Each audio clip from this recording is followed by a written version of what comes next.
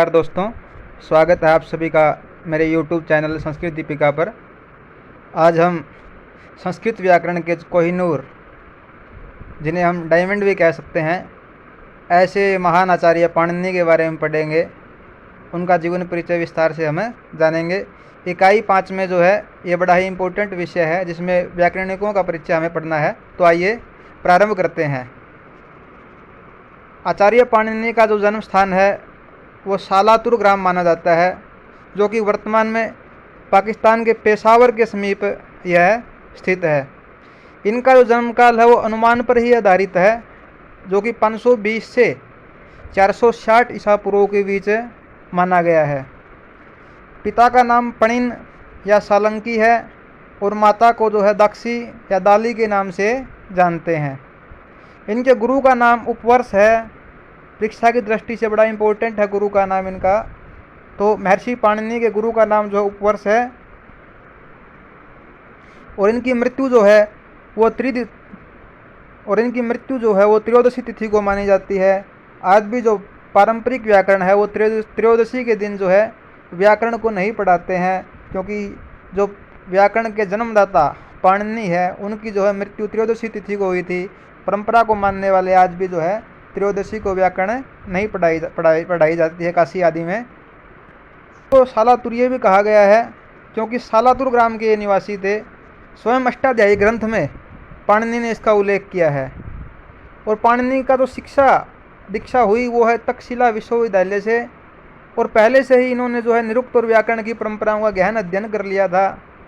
इन्होंने शाक्टायन, साकल्य, भारद्वाज, गार्ग्य, शौनक आदि प्राचीन जो व्याकरणिक थे इनके मतों का तुलनात्मक विश्लेषण भी किया।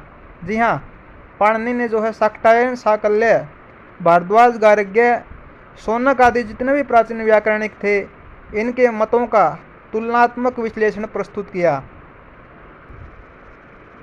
और जब पाणिनि ने सभी का अध्ययन कर पर्याप्त सामग्री एकत्रित कर ली, उसके बाद इन्होंने एकांतवास में जो है अष्टाध्यायी जैसे एक महान ग्रंथ की रचना करी। व्याकरण का जो सार्वकालिक महान ग्रंथ है उस ऐसे ग्रंथ की पाणिनि ने रचना करी। पाणिनि की कुल 5 व्याकरणिक रचनाएं मानी जाती है, जिसमें अष्टाध्यायी इनकी पहली और प्रमुख रचना है। लगभग 4000 सूत्र जो है अष्टाध्यायी में है। और यह 8 अध्यायों में, इसीलिए इसको अष्टाध्यायी कहा गया है, 8 अध्यायों में है। और प्रत्येक अध्याय जो है 4 पादों में विभक्त है। इस तरह कुल मिलाकर जो है अष्टाध्यायी में 32 पाद, 8 अध्याय, और जो है प्रत्येक अध्याय में 4 पाद हमें प्राप्त होते हैं। इनका जो दूसरा ग्रंथ है वो धातु पाठ, जिसमें लगभग 2000 धातुएं जो है इकट्ठी की गई है। तीसरा जो ग्रंथ इनका गण पाठ है, इसमें जो है शब्द सूचियों का पाठ होता है।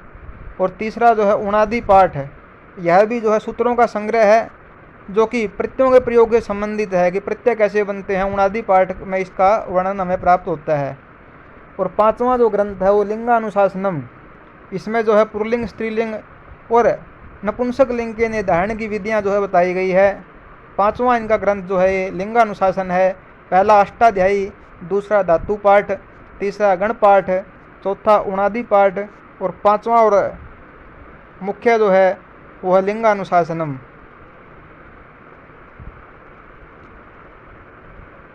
इसके अलावा इन्होंने एकमात्र काव्य ग्रंथ जो इनका है वो है जाम्बवती विजयम। पाणिनि का एकमात्र ज्ञात काव्य ग्रंथ है जाम्बवती विजयम। परीक्षा की दृष्टि से बड़ा इम्पोर्टेंट है।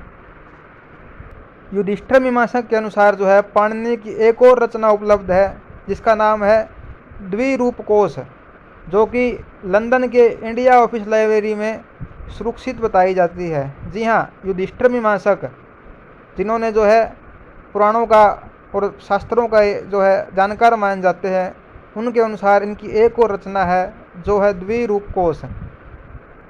एक बार फिर से देख लेते हैं। जन्म जो है पाणिनि का वह 520 से 460 ईसा पूर्व के बीच सालातुर गांव है। वर्तमान में यह पेशावर के पास है।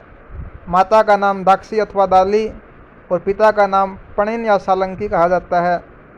गुरु जो है उपवर्ष और तक्षशिला विश्वविद्यालय से इनकी शिक्षा दीक्षा हुई है। रचनाएं जो है वो अष्टाध्यायी, धातु पाठ, गण पाठ, उणादि पाठ और लिंगानुशासन है। काव्य ग्रंथ जो एकमात्र इनका ज्ञात होता है वो है जाम्बवती विजयम और द्विरूपकोश जो है ऐसा माना जाता है युधिष्ठिर मीमांसक के अनुसार कि लंदन पुस्तकालय में यह उपलब्ध है। मृत्यु तिथि जो है इनकी त्रयोदशी मानी जाती है।